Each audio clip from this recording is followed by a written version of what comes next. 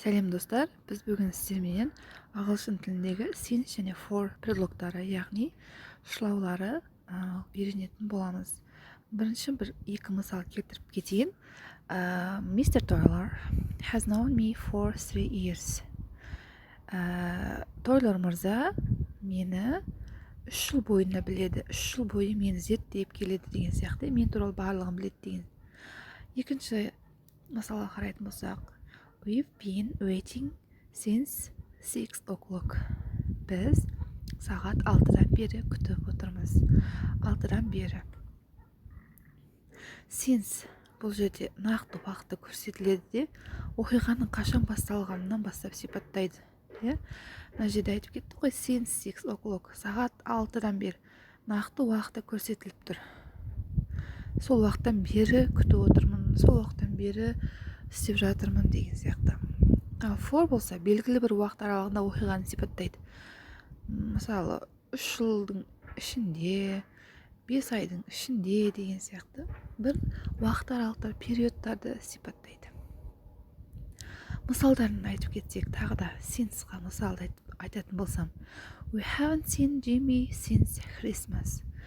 Яғни Christmas мерекесінен бері біз Джиммиді көрген жоқпыз. Қашаннан бері көрген жоқпыз?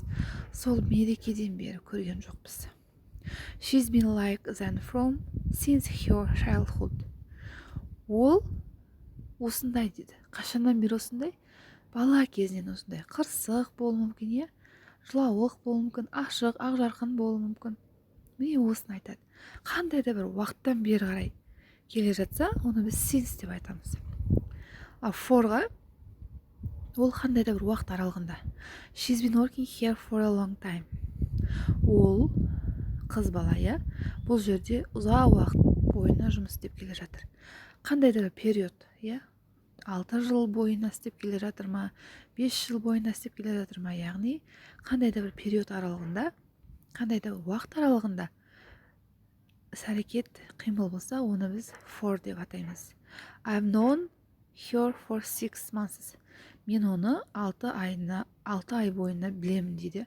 6 айдан бері, яғни мен оны зерттеп келе жатырмын. Осы 6 ай аралығында мен оны жақсы танып қалдым.